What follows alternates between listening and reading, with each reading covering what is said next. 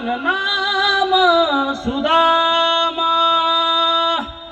सुदामजीचं नाव ऐकलं महाराज संपूर्ण विश्वाच्या मालकाने सोन्याच्या सिंहासनावरून उडी मारली. मरे महाराज भगवान परमात्मा धावत गेले. पायात काहीच नाही महाराज. पितांबर सुटला.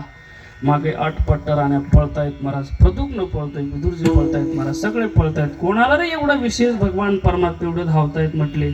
बाहेर आलं, पाहिलं महाराज. राजवाड्याच्या बाहेर आलं तर संपूर्ण विश्वाच्या मालकाने सुदामजीला आलिंगन दिलं महाराज.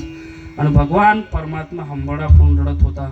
ज्यावेळेस भगवान परमात्मा रडत होते ना महाराज, पण त्यावेळेस 8ही पट्टराण्या सगळ्या द्वारपाल रडत होते महाराज. पण माझ्या सुदामजीच्या डोळ्याला एकही धार लागला नाही. बरं एक सांगू तुम्हाला, तुम्ही आपण संसारात रडतो गड्यावर. आपलं संसारात कोणीच ऐकत नाही. आपली पोरं ऐकत नाही, आपले आईवडील ऐकत नाही, आपली बायको ऐकत नाही, म्हणून आपल्याला रडायची सवय आहे. काही विशेष नाही महाराज. व ज्याच्यासाठी संपूर्ण विश्वाचा मालक रडत असेल तो किती भाग्यवान असेल महाराज. भगवान परमात्मा रडतोय, पण माझ्या सुदामजीच्या डोळ्याला एक धार सुद्धा नाही, अश्रू सुद्धा आलं नाही महाराज. सुदामजी म्हणत होता, आपण जर आता रडलो हे म्हणतील म्हटले हा नक्कीच काहीतरी मारण्याकरता आलाय, म्हणून आपण रडायचं काम करायचं नाही म्हटले. भगवान परमात्माने ते सुदामजीला उचललं, सोन्याच्या सिंहासनावर बसवलं. आणि बसवल्यानंतर रुक्मिणी मातेला सांगितलं, रुक्मिणी पाणी आण म्हटले माझ्या सुदामाचे पाय धुण्यासाठी. रुक्मिणी मातेने विचारलं, एवढ्या दास्या असून सुद्धा मला काम सांगितलं, नक्कीच हा महात्मा विशेष कोणी.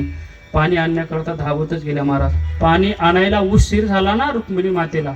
माझ्या भगवान परमात्म्याने त्या पाण्याची वाट पाहिली नाही. बरं दादा, देखत सुदामजी की दीन दशा, करुणा करके करुणा निधि रोवे,